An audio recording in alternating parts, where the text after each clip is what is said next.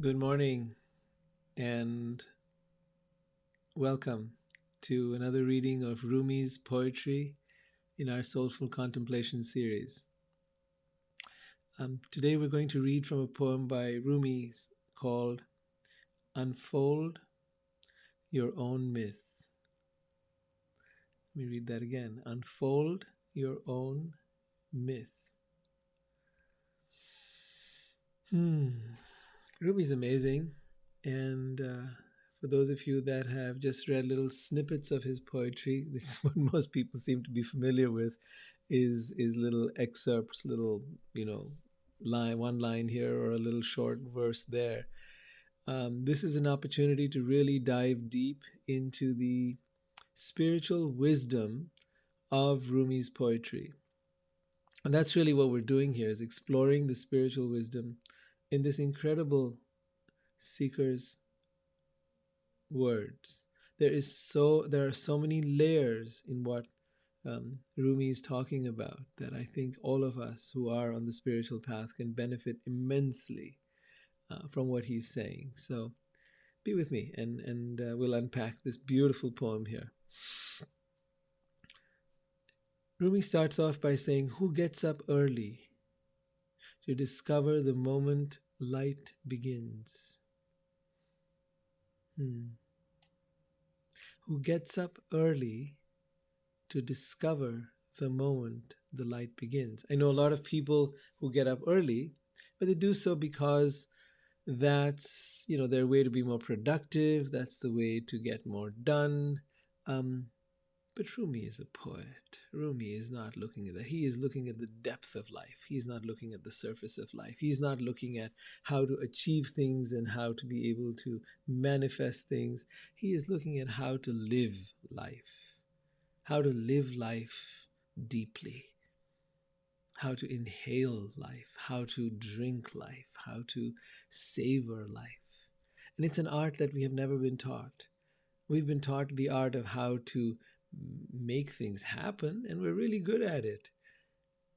But once you've made things happen, then what? Every person who has achieved in this world has come up empty. That is the sad reality. They've come up empty and wanting more and more and more of a bottomless pit that is never filled. So Rumi is diving in here and says, who gets up early to discover the moment light begins? Who finds us here circling, bewildered like atoms? Who comes to a spring thirsty and sees the moon reflected in it? If you just read it on the surface, it might seem like pretty words, but it is not. It is absolutely not. Rumi is speaking such truth to all of us that it takes a moment of contemplation, of really slowing down and experiencing this man's incredible wisdom. So, who finds us here circling, bewildered like atoms? That's what we're doing.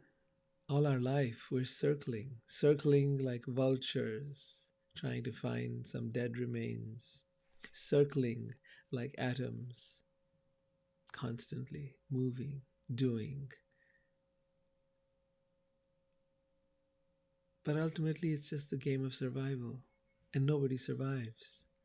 Ultimately, it's just a game of trying to look good, but nobody ends up looking good. We all get old and we all get sick and we all die. So there is no fulfillment in our hopes and ambitions.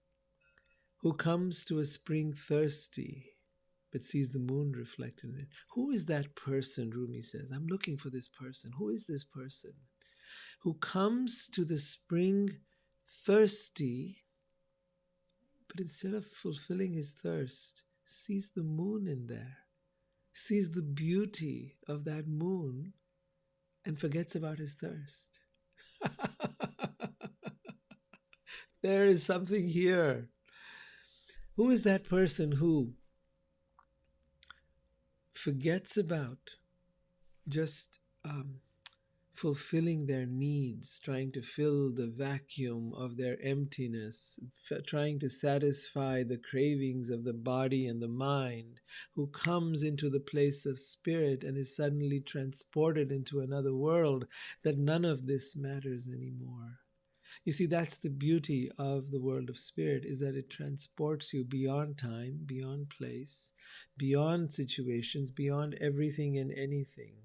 And yes, we do try to achieve that by the spirits of the other kind, such as alcohol or drugs or something else. But that effect is only, not only is it transitory, but it also leads us up and then down, betrays us inevitably.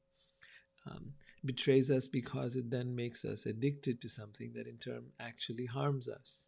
But the real spirit is the spirit within, not the spirit of the bottle, but the spirit that lies within each of us. So he's talking about that. Who comes to the spring?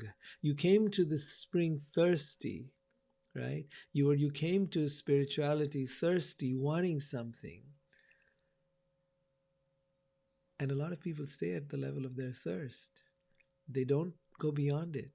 Their thirst is, oh I have problems. This is why they go to religion. This is why they go to spirituality. It's the same reason. Don't think it's different. They come there because they're having problems. So now they want peace, or they want to manifest something, or they want the universe, or call it God, to give them what they seek, right? Be it money, be it good health, be it, save my kid, whatever it is, help me, help me, help me, help me, help me. But he says, who comes to the spring thirsty and sees the moon reflected in it? You see the beauty of something there, so incredible that you forget yourself, you forget your needs, you forget your desires, you forget everything except the beauty of that which is the essence of life, that which is the true beauty of life, and that lies in that spiritual essence. Who, like Jacob, blind with grief and age, smells the shirt of his lost son and can see again?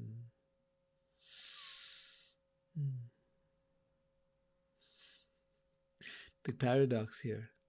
Blind with grief and age, smells the shirt of his lost son and can see again. Just the smell as a remembrance of his son. Forgive me, I'm not familiar with the story of Jacob and his son, but I do get the significance of where he's blinded with grief and rage, and then he smells the shirt of his son, and that grief and that rage melts and goes away. Have you ever experienced that? A moment where you're caught up in such a deep emotion, and then something so sweet and tender and kind comes your way. Maybe a person, maybe a memory. Something comes your way and then just lifts you right out of it. I think we've all had that experience, and it can be so magical. Rumi continues, who lets a bucket down and brings up a flowing prophet. So when he says a bucket down, he's talking down in the well. You throw a bucket into the well, and then you bring up the water, right? So he says, who lets a bucket down and brings up a flowing prophet? You went there seeking water. You went to the well seeking water, and what you found was a flowing prophet. You found the wisdom of the ages. Just like many of you here today, you came here to Instagram maybe looking for some inspiration, maybe something. You put your bucket in the well of Instagram or of YouTube, wherever you're hearing me from, or Facebook, and you came up with Rumi's incredible poetry. A flowing prophet met you there. Or like Moses goes for fire and what burns inside the sunrise. Moses finds a fire in the burning bush, but actually, when he sees that, he's, oh, what the hell is this? He's bewildered. But what he comes across is not just a fire inside a bush, but rather that which burns inside the sunrise. Oh, that which burns inside the sunrise. You know, we're all fascinated by how the sunrise every morning when you see it, it's beautiful. And every night when you see the sun set, we go out to watch it as it sets over the ocean or over the mountains, wherever you live. But what burns within the sunrise? What makes it so incredible? What makes it so beautiful? This work of art that fascinates and captivates us. Ask the question, what burns inside the sunrise? Or what burns inside the sunset? And as you ponder that question, you too will arrive at the place where Rumi is. And that is the place where you begin to see that which lies behind the creation. Because right now we are caught up in the world of images and sounds and the world of touch. And that world deludes us, it captivates us. Just as a TV, and when you watch a show or a movie, it captivates you and you forget about the rest of your world. In the same way, we have been captivated by this world and we forget the real world which is who we are. In ancient India, they would call this Brahma Satyam Jagan Mithya, that the world is an illusion and that the reality is that which is within you. We forget that reality and get captivated with the world. That which lies within us is the essence of the world, is the essence of the energy of this world. We forget that. So the reminder Rumi is giving you here is look past, find that which burns inside the sunrise. Then he continues, Jesus slips into a house to escape enemies and opens a door to the other world. Solomon cuts open a fish and there's a gold ring. Omar storms in to kill the prophet and leaves with blessings. Chase a deer and end up everywhere. An oyster opens his mouth to swallow one drop. Now there's a pearl. A vagrant wanders empty ruins. Suddenly he's wealthy. So he's talking about these miraculous occurrences that happen, where an oyster opens his mouth and now there's a pearl, where a vagrant wanders within, a vagrant is like a homeless person, wanders within empty ruins and finds great wealth over there, right? But he says, don't be satisfied with stories and how things have gone with others. We're fascinated with biographies. We're fascinated by the achievements of others and how we wish we could be like them and how we can be inspired by what they've done. Maybe we're inspired by Rumi even, and we wish we could be like him. And maybe we're inspired by other people, and oh my God, we're looking for this inspiration that will help us become something more than what we are. And I want to tell you, there's nothing to become. There's nowhere to go. There's nothing that will set you free. Freedom is already here within you. And Rumi says something beautiful here. He says, unfold. He says, don't be satisfied with stories, how things have gone with others. Period. Unfold your own myth without complicated explanation, so everyone will understand the passage. We have opened you. Let's read this again. Unfold your own myth. Let's start with that part. What does it mean to unfold your own myth? Do you realize that we all live in our own mythology, in our own myth? Our myth is everything we think, everything we believe, everything we know comes together, everything we are, everything we think we are, comes together to form the myth. the myth of this world, the myth of purpose, the myth of who we think we are, the myth of the ego, the myth of reality. That is the myth we're living in. And when you snap out of that myth, then the unfolding begins. Unfold your own myth without complicated explanation. So everyone will understand the passage. We have opened you. In other words, the entire universe was designed in such a way to open you. When you let go, and when you unfold your myth, when you let go your stories, when you let go your reality, when you let go your hopes, your dreams, your desires, and everything that makes you who you are, then you enter into the place of creation. You enter into the place of timelessness. You enter into the place of God. And from there, that grace pours in. And this is the experience that is so fascinating, because you begin to see yourself change and transform from within in ways that you could not have imagined. Yes, you can try to do this work on your own, and many on the spiritual path do. But there is another way. There is another way. There is the way of doing the work. You do the work. You got to work on your mind. You got to work on your triggers. You got to work on your issues. You got to work on your stuff. You got to do the work. Valid. I'm not dismissing that at all. But my own experience has been something different. I began writing many, many years ago and listening to that inner voice and allowing those words to enter and percolate and download into me. And as they began to do that, something starts to happen as you surrender, as you let go, and as he says here, unfold your own myth.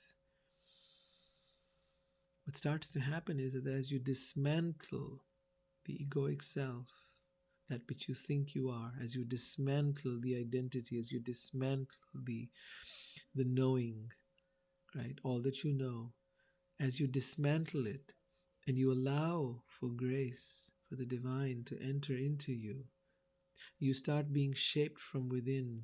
I heard this where a potter talked about how when he sits down to do, he feels the clay and lets the clay take its own shape.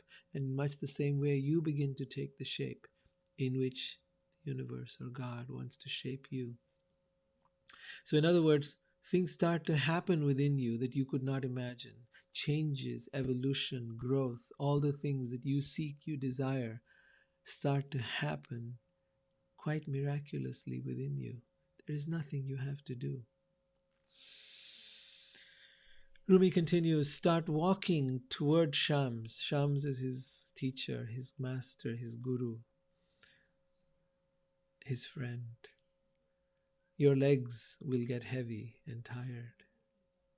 Then comes a moment of feeling the wings you've grown lifting. So first, as you enter onto the spiritual path, there is a sense of everything collapsing around you. You may start feeling what some have called, or entering into what some have called the dark night of the soul. You may find your world collapsing. You may find people rejecting you. You may find that many of the things that you thought that used to work don't work anymore. And you may find yourself where Arjun says, like a riven cloud, in a place where, because Arjun in the Bhagavad Gita is talking about how um, it's difficult to control the mind, and Krishna is telling him, no, you've got to do it by practice. It'll happen, right? And Arjun said it's more difficult than controlling the wind. And Krishna says, just persevere. It will happen. It will happen.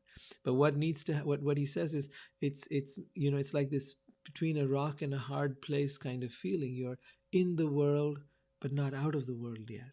You know there is a world beyond this world. You know there is a reality beyond this reality, but you're not able to. You can feel it, you can sense it, but you cannot step into it. You're not able to walk into it. You're not able to be in it. You're not able to embody it. You're not able to live it. And that, my dear friends, is the point of spirituality. It's not just about knowing stuff. It's about realizing it. It's about living it. It's about embodying it. And that happens, as he's saying here, start walking towards Shams, his guru, his master. Your legs will get heavy. So that's the heaviness you're experiencing right now. It's normal. You may feel in that heaviness a sense of worthlessness, a sense of I'm not good enough, a sense of um, I'll never make it. I'm just not as good as this one or that one or the other one. You'll make your comparisons. You may think, oh, Rohit can do it, or Rumi can do it, or blah blah blah. No, I've had that. I've had that feeling. I'm not as good as this one and that one. And that would be the thought. That's that heaviness that starts to set in. And then someone pointed out to me, of course you'll never be like them. You'll be like you. And what you are is incredible. So stop looking at others. It was brilliant. Your legs will get heavy and tired, is what Rumi says. Then comes a moment of feeling the wings you've grown lifting. Then comes a moment of feeling the wings you've grown lifting. You will find yourself that you have grown wings without even realizing it. You will find that your spirit now is ready to fly and take you to places you've never been before. Do not underestimate the power of spirit. Do not underestimate the power of the divine, of the creator, of God that brought you into this world. And with the hope that you would do exactly what you're doing right now, which is that you would rise. For all of us, this is the message. Rise. Rise and shine. Because you're here for exactly that. You're not here to be burdened by the ways of the world, because the ways of the world were never yours. The ways of the world were always alien and foreign to you. You felt it. You knew it. That's why you came on this path. And now that you're here, it may feel like, when will I ever get there? Trust and know that you are being guided. Flow with that guidance. Allow it to carry you. And my dear friends, as Rumi says here, there will come a moment of feeling the wings you've grown lifting you up from here into that divine space. You might initially feel it for moments, like a bird learning to fly, fluttering its wings, flying for just a moment, and then for another moment, and then another. The frustration, of course, is that you can't take off totally. But to take off, you must let go the load of your identities, the load of who you think you are, the load of your past, the load of your history, the load of all that you've accumulated in this life and in many, many lives before that. And as you let go that load, flight will happen. It's all about that letting go. With that, I'll wind up for today. And I look forward to seeing you every Monday as we talk about Rumi and his poetry. You can find the entire history of that within the Open Door group, within my YouTube channel, Rohit Juneja. Just look for me there, or my YouTube channel, rohitjuneja.us. You'll find all the other. I've been doing this for a few months now, so I hope that you will dive into more of that and message me, text me, write to me. I'd love to hear from you and your thoughts. Maybe you have a different take on all of this, and hey, that's perfectly valid too. And I have no claim to fame saying that, oh, what I have to speak is the truth and the absolute truth. No way, no way. This is what moves through my heart in this moment, and I hope it touches yours. Have a wonderful day. Lots of love to you.